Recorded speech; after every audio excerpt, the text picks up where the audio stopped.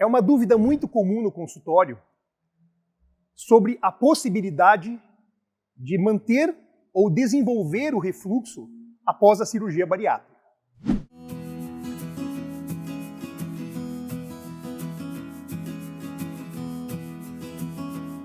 Bem, muitos pacientes, pelo aumento de peso e pela própria obesidade, podem desenvolver sintomas como azia, queimação, e que durante a investigação se conclui que esse paciente é portador do que nós chamamos de doença do refluxo gastroesofágico. A endoscopia, que é utilizada como método diagnóstico, é importante porque ela também consegue detectar a existência ou não do que nós conhecemos como uma hérnia de hiato, que não apenas uma abertura da passagem, mas também uma pequena migração de uma parte do estômago que deveria estar abaixo, ele sobe acima do diafragma, e isso pode ser detectado através desse exame. Quando o paciente já tem o diagnóstico de refluxo ou essa hérnia de hiato antes da cirurgia, isso torna-se um ponto fundamental para que nós possamos selecionar a técnica cirúrgica que esse paciente irá realizar. Por que dessa importância?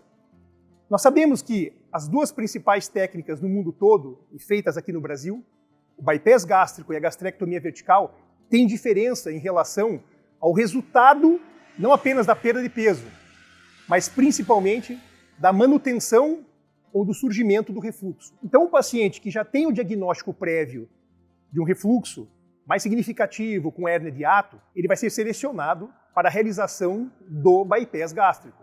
O bypass, lembrando, é aquela cirurgia que o estômago fica menor e a parte maior do estômago, onde tem o antro gástrico, que é a grande fonte produtora de ácido no estômago, ela vai ficar separada. E esse ácido ele vai em direção à porção inferior do intestino e ela não volta para o esôfago. Consequentemente, os pacientes que são portadores de refluxo, inclusive, eles vão melhorar do refluxo na sua grande maioria. Um paciente que já tem essa hérnia de hiato e o refluxo, que deseja fazer a cirurgia da gastrectomia vertical, nós temos que investigar um pouquinho mais, até para saber se esse paciente ele tem muitos sintomas e explicar que uma gastrectomia vertical nessa situação, o paciente ele pode persistir com refluxo e às vezes ficar dependente do uso dos inibidores de bomba ácida, né?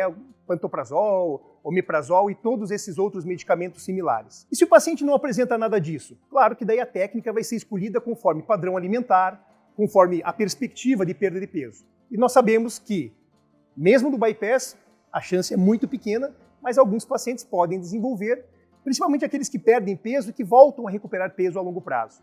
Já na gastrectomia vertical, essa prevalência é maior.